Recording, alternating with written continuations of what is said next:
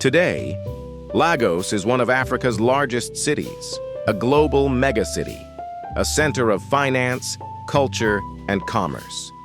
But in 1851, Lagos was a contested kingdom caught in a struggle involving kings, slave traders, missionaries, merchants, and the world's most powerful navy.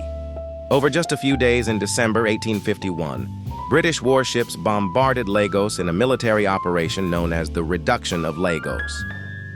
The attack removed one king, installed another, and helped reshape the future of what would eventually become Nigeria. The British operation was carried out against Oba Kosoko and resulted in the restoration of Oba Akitoye, who agreed to suppress the slave trade. But why did Britain attack Lagos? Was it really about ending slavery, or was it the beginning of British colonial expansion? This is the story of the Reduction of Lagos. In the early 19th century, Lagos was already an important commercial center. Located on the Atlantic coast, it occupied a strategic position for trade throughout West Africa. The city was ruled by Yoruba monarchs known as Obas. Control of Lagos meant control of valuable trade routes. At the time, the Atlantic slave trade still played a major role in the region's economy.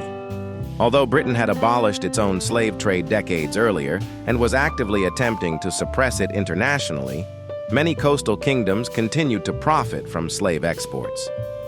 Within Lagos itself, political tensions were growing. A struggle for power emerged between two rivals, Akitoye, Kosoko. Their rivalry would eventually draw Britain directly into Lagos politics. Kosoko emerged as one of the most powerful rulers in Lagos. A skilled political and military leader, he succeeded in taking control of the throne. His supporters viewed him as a strong ruler, capable of defending Lagos from outside interference. However, his reign coincided with increasing pressure from Britain. British officials wanted Lagos to abandon participation in the Atlantic slave trade. Missionaries sought greater access to the region. Merchants hoped to expand legitimate commerce, especially palm oil trade. Kosoko refused British demands to end slave trading activities under his authority.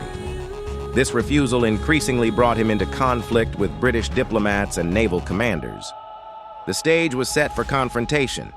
By the mid-1800s, Britain had committed enormous resources to suppressing the Atlantic slave trade. The Royal Navy's West Africa Squadron patrolled thousands of miles of coastline searching for slave ships.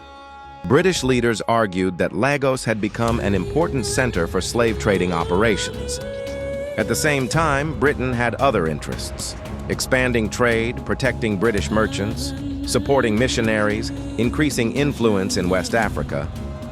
Historians generally agree that Britain's decision to intervene in Lagos resulted from a combination of humanitarian, commercial, political, and strategic motivations.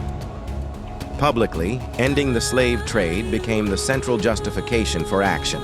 Privately, British officials also recognized the strategic importance of controlling influence in Lagos.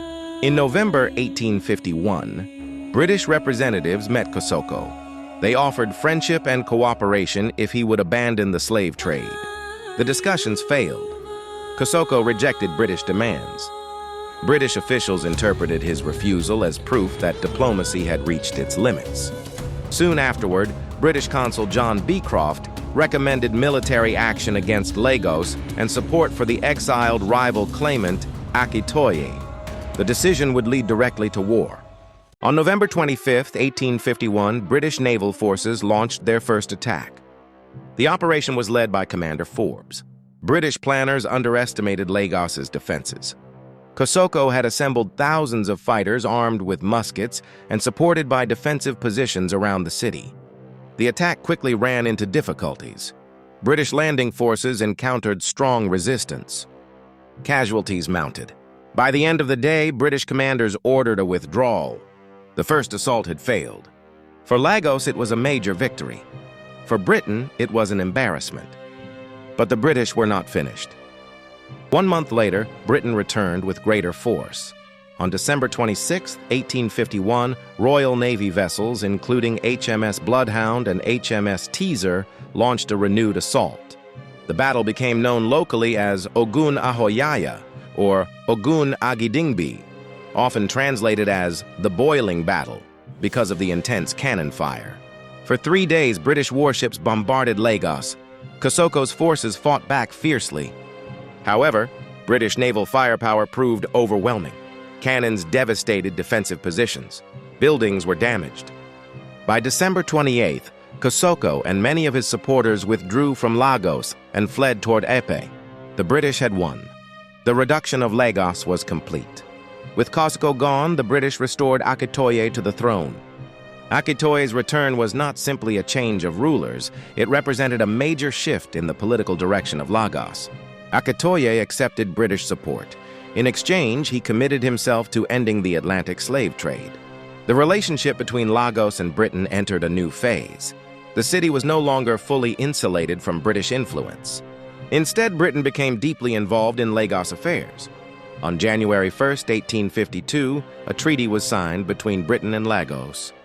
The agreement required abolition of the slave trade, liberation of enslaved people involved in the trade, greater access for British commerce, increased British influence in local affairs. The treaty marked a turning point in Lagos history. Supporters viewed it as a victory against the slave trade.